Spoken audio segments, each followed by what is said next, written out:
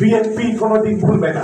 আগামী জাতীয় নির্বাচনে বিপুল জনসমর্থন নিয়ে বিএনপি সরকার গঠন করবে, এমন প্রত্যাশা ব্যক্ত করেছেন জয়পুরহাট ১ আসনের ধানের শীষের মনোনয়ন প্রত্যাশী ও বিএনপির জাতীয় নির্বাহী কমিটির সদস্য ফয়সাল আলীম।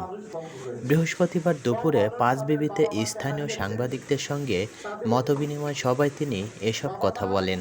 বৃহস্পতিবার দুপুরে জয়পুরহাট জেলার পাঁচবিবি উপজেলার মাস্টারমাইন্ড স্কুলে আয়োজিত এক মতবিনিময় সভায় ফয়সাল আলীম বলেন, পৃথিবীর ইতিহাসে এরকম নজিরবিহীন ঘটনা ঘটেনি যে একটা প্রধানমন্ত্রী তার ৩৫০টি এমপি, তার ৬৫ জন জেলা পরিষদ চেয়ারম্যান, তার ৫২০টা উপজেলা চেয়ারম্যান এবং প্রায় ১০৪০ জন উপজেলা vice chairman rank and file Awami লীগের পালিয়ে চলে গেছে বাংলাদেশ।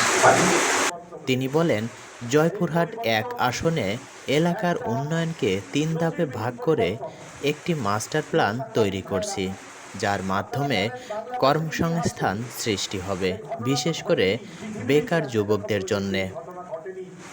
সাংবাদিকদের উদ্দেশ্যে ফয়সাল আলীম বলেন, আগামীতে বিএনপি ক্ষমতায় আসবে।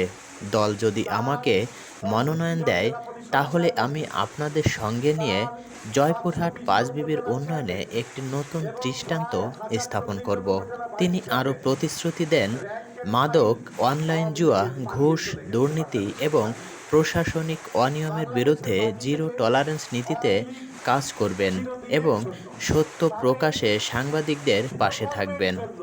সবাই অংশ নেওয়া সাংবাদিকদের কাছ থেকে তিনি উন্নয়ন বিষয়ে মতামত ও পরামর্শ চান এবং তাদের বিভিন্ন প্রশ্নের জবাব দেন।